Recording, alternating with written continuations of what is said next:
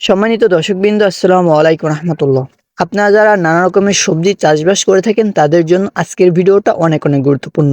নানা রকমের সবজি বলতে বোঝায় ঝিঙ্গা, চিচিঙ্গা, লাউ, মিষ্টি কুমড়া, করল্লা, শসা ইত্যাদি যে কোনো সবজি চাষ করার ক্ষেত্রেকে বলা হয় নানা রকমের সবজি সবজি চাষ। দর্শকবৃন্দ, এই নানা রকমের সবজি চাষবাস করতে গেলে কিন্তু আমাদের নানা রকমের সার, নানা রকমের কীটনাশক প্রয়োজন হয়। তেমনইভাবে দর্শকবৃন্দ, এমন একটা কম্পোজিশন বা এমন একটা কেমিক্যাল যা এই সবজি গাছে না দিলে নয় দর্শকবৃন্দ, সেই সারটা হচ্ছে থিওবিট অর্থাৎ সালফার। দর্শকবৃন্দ, আমরা কিন্তু নানা রকম সবজি চাষবাস করে থাকি। এই সালফার অথবা এই থিওবিট যদি আমরা গাছে ব্যবহার না করি তাহলে কিন্তু আমাদের গাছগুলো হেল্পফুল হবে না। দর্শকবৃন্দ, এই সালফার ব্যবহার করলে কি কি উপকার হয় এবং কি কি ক্ষতি হতে পারে।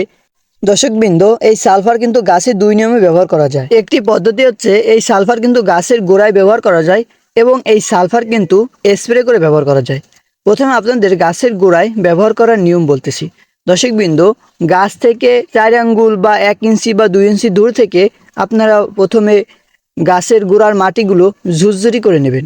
ঝুরঝুরি করার পর আস্তে করে গাছের সাইড থেকে ড্রেন করে নেবেন। তারপরে কিন্তু আপনারা অবশ্যই এই সালফার ব্যবহার করতে পারেন। দর্শকবৃন্দ, এই গাছের গোড়ায় যদি আমরা এই সালফার ব্যবহার করি তাহলে কিন্তু আমাদের গাছগুলো খুবই সুন্দর এবং সতেজ থাকবে এবং গাছে কিন্তু প্রচুর পরিমাণে টিংড়ি ছাড়বে এবং গাছ যে কোনো সবজি চাষ করার ক্ষেত্রে কিন্তু আমাদের পচন সমস্যার সম্মুখীন হতে হয়। এই সালফারটা কিন্তু পচন সমস্যার জন্য খুবই গুরুত্বপূর্ণ।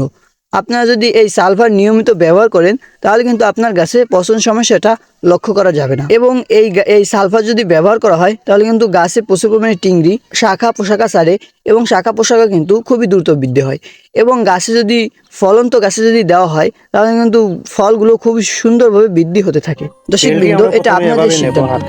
এইগুলো কিন্তু উপকার হয়ে থাকে এই সালফার ব্যবহার করার পর। আপনি ব্যবহার করবেন কি না করবেন সেটা আপনার উপর ডিপেন্ড করে। দর্শকবৃন্দ, অবশ্যই কিন্তু সবজি চাষ করার ক্ষেত্রে সবজি চাষের ভিতরে 1 থেকে 2 বার কিন্তু অবশ্যই ব্যবহার করা উত্তম। এবং আপনাদের বলি এই সালফারটা কিভাবে গুলিয়ে ব্যবহার করবেন।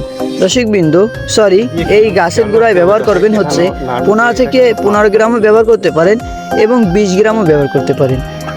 জমি বুঝে অবশ্যই কিন্তু ব্যবহার করতে হবে।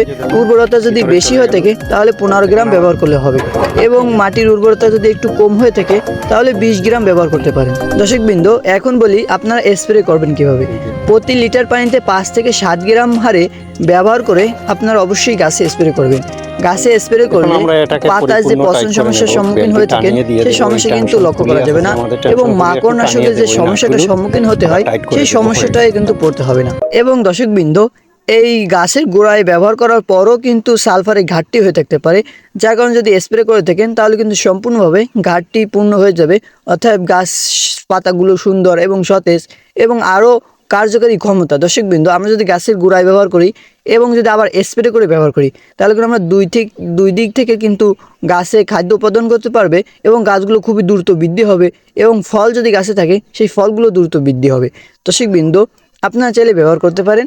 আমি কিন্তু আমার সবজি চাষের ভিতরে আমি সবজি চাষবাস করলে কিন্তু অবশ্যই আমি ব্যবহার করে থাকি, তাই আপনাদেরকেও বললাম এবং আমি ভালো উপকার পাই বিদায় আপনাদেরকে জানালাম। আপনারা চাইলেও ব্যবহার করতে পারেন। দর্শকবৃন্দ, এরকম কৃষি বিষয়ক ভিডিও, সবজি চাষবাস করতে গেলে কি কি সমস্যার সম্মুখীন হতে হয় এবং কখন কী সার ব্যবহার করতে হয়, কখন কী সার ব্যবহার করলে গাছগুলো দ্রুত বৃদ্ধি হবে, প্রচুর পরিমাণে ফল ফুল আসবে, নানা রকম সমস্যা বা সমাধান নিয়ে কিন্তু এই চ্যানেলে প্রত্যেকদিন একটা কৃষি বিষয়ক ভিডিও আপলোড করা হয়। আপনি চাইলে আমার চ্যানেলটি সাবস্ক্রাইব করে রাখতে পারেন। তো ভালো থাকেন, সুস্থ থাকেন। আসসালামু আলাইকুম আ রহমতুল্লাহ।